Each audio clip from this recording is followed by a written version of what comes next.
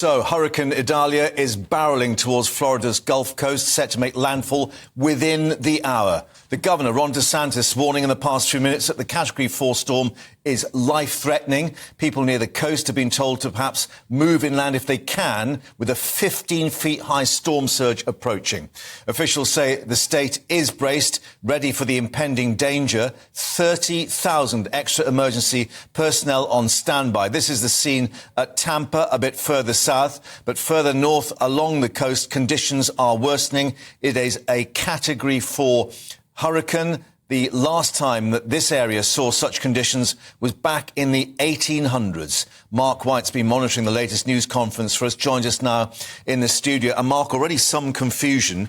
DeSantis basically saying it may be too late to actually move inland. You know, hunker down is now the warning. Yes, I heard him say twice during the news conference that hunker down would be the best option. And that normally tends to be what the authorities give out as advice when that hurricane, whichever hurricane it is bearing down on you. Of course, in the hours before, they want you to evacuate. But once it's at that point of no return where it's only an hour or so away, then there's no point in leaving. You've just got to try and hold out. This is what he said at a news conference in Tallahassee just about 50 minutes ago. Not go outside in the midst of this storm. If it's calm where you are, it may be because you are in the eye of the storm, and those conditions will change very, very quickly. So wherever you are, hunker down and don't take anything for granted here. This is a very, very powerful storm. Tallahassee, the state capital, but also in the path of this hurricane. So clearly they're going to have to actually adhere to their own warnings there. Yeah, when that hurricane hits, and we're expecting the first landfall at a place called Keaton Beach at 8 a.m. local time, which is about 1 p.m. UK These are just extraordinary pictures, aren't they? It's exploded in just a matter of days. It's gone from what was a tropical storm as it was approaching Cuba now to Category 4 and still intensifying. Sustained winds of 130 miles an hour. You can see the lightning strikes within the storm as well. There have been 11 tornado warnings that have been issued for areas around this Big Bend, it's called, the area in the northwest coast of Florida. So you're right, Tallahassee in the path as it barrels up past Georgia and into South Carolina.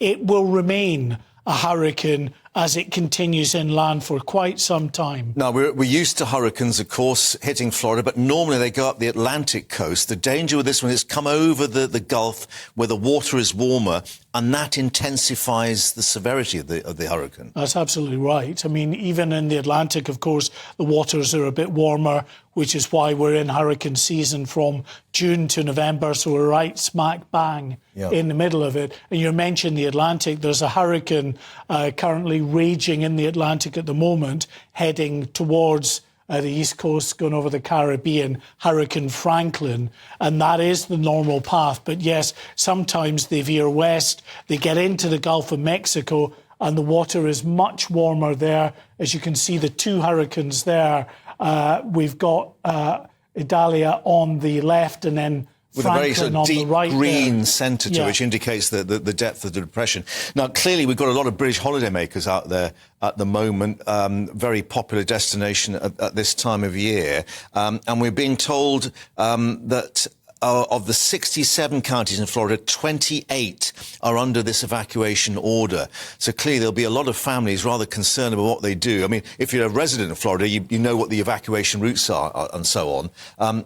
But DeSantis saying stay put at the moment.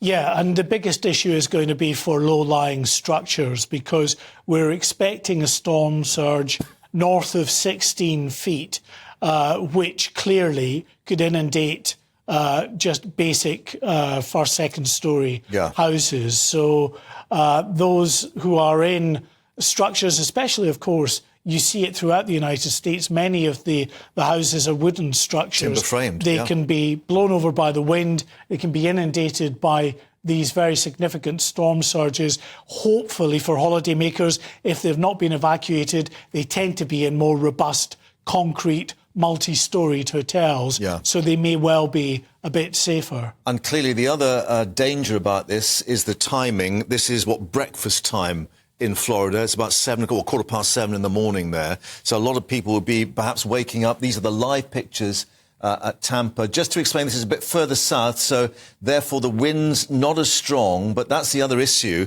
The warning is, 130 mile an hour plus further north. Yes, but I mean, even further south, you're going to get tropical storm winds.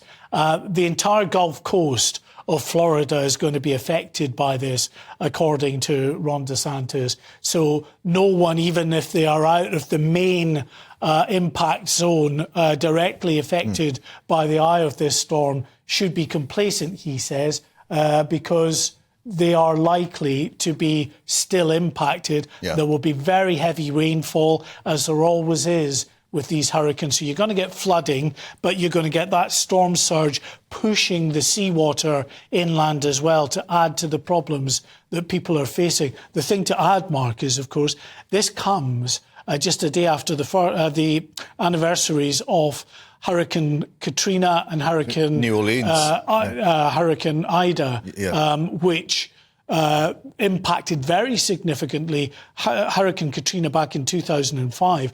We remember that was a Category 3 hurricane, but that overwhelmed the levees in New Orleans. The loss of life as a result. 1,300 people lost their lives as a result of that. Now, the other interesting, I think Cedar Key was just learning maybe that where it's going to make landfall. They're obviously tracking it at the moment, that the speed is sort of varying. Now, the other aspect is we've heard Ron DeSantis, the Florida governor, talking. He is, of course, probably going to try and go for this Republican ticket for the presidency. And one wonders what the situation is about calling in federal help where the president, Joe Biden, would have to get involved in that process. Well, we know certainly that the National Guard, and that would be probably the Florida National Guard, are helping out, as our Coast Guard personnel as well, and all of the associated emergency services. These natural disasters are always a big tester. We often find in America that actually federal authorities controlled by FEMA, they are often found wanting, and it's actually at state level where they can make a real difference. So, you know, for Ron DeSantis, a big tester for him, I think. Live pictures here. We're seeing traffic on the road. Perhaps they are taking the warnings to move further inland. You can see that the water on that right-hand side on that bridge is starting to build up. I think this might be, again, in the Tampa area, with an indication that perhaps that won't be seeing the worst at the moment of the winds and the storm surge. That's going to be perhaps about 50 miles further north.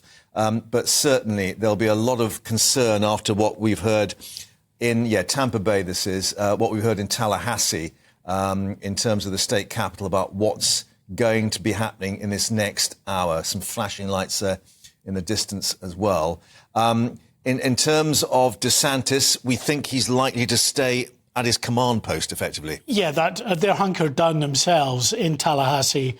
They'll give regular updates. And, of course, the National Hurricane Centre will give us the latest tracking and the fact, of course, that this hurricane continues to strengthen, Mark.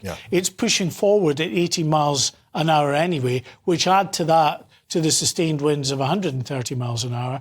It's going to be devastating for a lot of especially the more fragile buildings. But I think it's a storm surge that's really the biggest issue. We found with hurricanes in the past that the storm surge is really which causes catastrophic loss of life. And we saw with countless hurricanes, especially with Katrina, where people were in buildings, they were going up into the attic space to try to escape the rising water.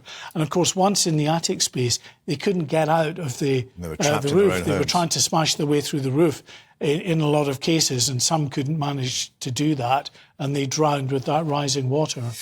Mark, thank you for that. 45 minutes. We think that it'll make landfall in that area. We'll update you, of course, with all the latest live from Florida and keep monitoring the situation. Mark, for the moment, thank you for that.